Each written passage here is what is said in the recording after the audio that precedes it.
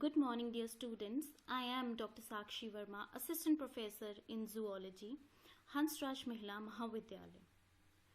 Today, we are going to discuss about the life history and development of starfish. This topic is for the students of BSc Medical Semester 2.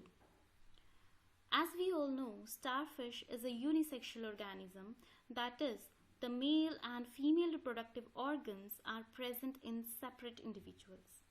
But there is no any sexual dimorphism. The gonads are present in pairs, one pair in the base of each arm, lying freely between pyloric ceca and ampulla of teuphid. Gametes are released from gonads through minute opening called as gonopore, situated laterally on the aboral surface. Since the gametes are released free in the seawater, which is the habitat of starfish, the fertilization occurs in the seawater only. Therefore, this kind of fertilization is called as external fertilization. In this case, the sperm, it fuses with the ovum, and only the nucleus and cytoplasm of sperm, they enter into the ovum while flagella is left outside, and this results into the formation of a zygote. This zygote, after formation, develops a membrane called as fertilization membrane around it. This membrane will prevent the entry of another sperm within the ovum. Therefore, this membrane protects, or it acts as a barrier for polyspermy. Polyspermy is the fusion of the ovum with more than one sperm. So in this case, only one sperm can fertilize the ovum. After the formation of the zygote, cleavage starts, and by the second day, the blastula is formed. Blastula is a single layered or one layered ciliated embryo, as you can see in this section. This blastula has internal a cavity called as blastocele, and it is filled with blastocelic fluid. Now this blastula then undergoes gastrulation. How the gastrula is formed? It first of all undergoes invagination. Now you can see here, in this case, this layer will move inside, as this is the early gastrula. Here, one layer, the single layer which is around the blastocele, at one point it will start invaginating and thus results into the formation of another cavity. This cavity is called as archenteron, and this area, the opening from which the cavity it is able to communicate to the outside, this opening is called as blastopore. Now this early gastrula, it becomes cup-shaped structure and double layered. The outer layer is called as the ectoderm, while as the inner layer is called as endoderm. From the advancing end of archenteron, few cells, they buds off from the archenteron and they will form the mesoderm, or they are the mesenchyme cells and they will form the mesoderm. Also, further the advancing end of archenteron, it forms or buds of coelomic pouches, left and right coelomic pouches, which will form the coelom, mesodermal lining, and the water vascular system. So until now, the gastrula is being formed. This is a free swimming larva stage, but the larvae formation starts after this. So until now, we have seen the embryogeny of the starfish. After the formation of gastrula, the larva formation occurs. There are three larval stages in case of starfish. Number 1, Diplurula larva. Number 2 is Bipinnaria larva. And number 3 is Brachylaria larva. First of all, let us see the Diplurula larva, or it is also called as early Bipinnaria larva. It is the first larval stage, and this larva, since it resembles the hypothetical Diplurula larva, it has been believed that all modern echinoderms have been derived from a Diplurula-like ancestor. This early Bipinnaria is egg-shaped structure. Now it is very different from the previous structure, that is gastrula. Now the mouth, the digestive system has been formed. Now how does it is formed? Let us see. What happens from the anterior side of this early Bipinnaria? The mouth is formed by the midventral ectodermal invagination called stomodium, and this becomes continuous with the underlying archenteron. The anterior region forms the larval mouth, while as the blastopore structure, which was present in the gastrula, it gives rise to the formation of anus, and archenteron, the cavity of the gastrula, it will differentiate into a digestive tract having esophagus, stomach and intestine.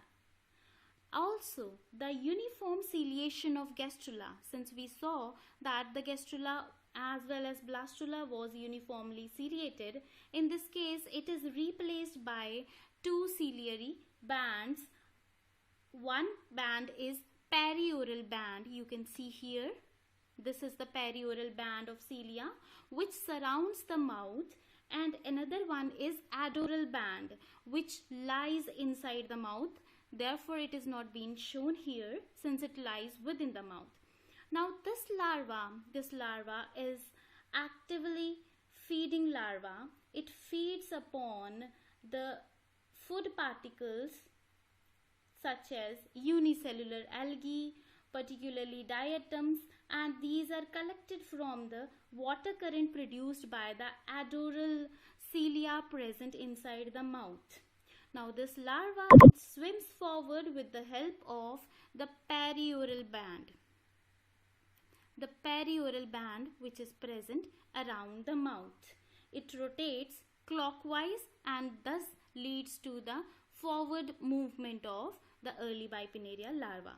The second larva is Bipinnaria larva. This Diplurula larva, it soon forms on its front side a large preoral lobe. This is the preoral lobe, and this lobe is surrounded by or bordered by the preoral loop of cilia. So the perioral band of cilia which was present in early Bipinnaria, now it forms the preoral loop, one loop, the preoral loop. Another loop is also formed that is called as postoral loop. This is the postoral loop, as you can see the darker area in this diagram. This shows the postoral loop. This postoral loop, it surrounds the lateral lobes. As you can see here, this is the lateral lobe. There are 3 lateral lobes. Only 2 can be visible here because it is a 2-dimensional diagram. So the lateral lobes are surrounded by postoral loop, and the preoral lobe is bordered by the preoral loop of cilia. Now this larva is called as Bipinnaria larva. It again has the mouth, esophagus, stomach, intestine and anus. This larva is bilaterally symmetrical larva. It swims and feeds freely, and after some weeks it transforms into the next larval stage, that is the Brachylaria larva. Now the lobes of the Bipinnaria, the lobes which were present in the Bipinnaria larva, as you can see in this diagram, now this will form the slender ciliated contractile structures called larval arms. For example, you can see here the preoral lobe, it give rise to the formation of non-ciliated appendages. Now the cilia has been removed and these are the non-ciliated appendages, and these are called as fixing processes, or these are the arms, larval arms, and these have suckers or adhesive disc at their ends. These appendages are also called as brachiolarine arms or fixing processes. Now the larva, it is again bilaterally symmetrical and it can swim and feed actively. This larva will gradually metamorphose into a small sea star. It means this larval structure will show drastic change internally as well as externally to form the sea star. The next topic is metamorphosis. That is how this structure it give rise to the formation of sea star. In about 6 to 7 weeks of time, the brachiolaria settles on some solid object with the help of its fixing processes and suckers. It attaches to any solid surface using its suckers or adhesive discs, and the preoral lobe here, it will form a stalk for adhesion. This stalk is later degenerated and becomes completely absorbed. Therefore, the adult structure is formed from the posterior rounded structure.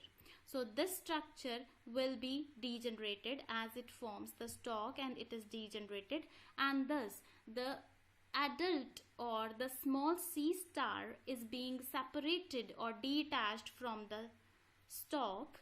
During this process, the larval mouth, the larval anus,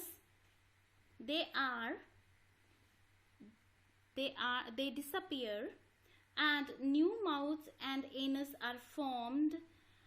5 rudiment arms, they appear around the oral and aboral surface or axis. So formed skeletal elements also appear on the arm rudiments and radial canals grow into them. General body cavity or coelom of adult develops from right and left larval coelomic sacs. In each arm, 2 pairs of outgrowths form the first 2 feet which serve for attachment, and further complex reorganizational changes results into the formation of adult sea star. This sea star, which detaches itself from the stalk, is very small in size. It is around 1 mm with short stubby arms. Later on, this sea star grows and attains the adult size and start reproducing. So this was all about how the sea star, it shows external fertilization and how after fertilization the embryo develops into gastrula, and the gastrula, it later goes through larval stages and it forms the adult structure.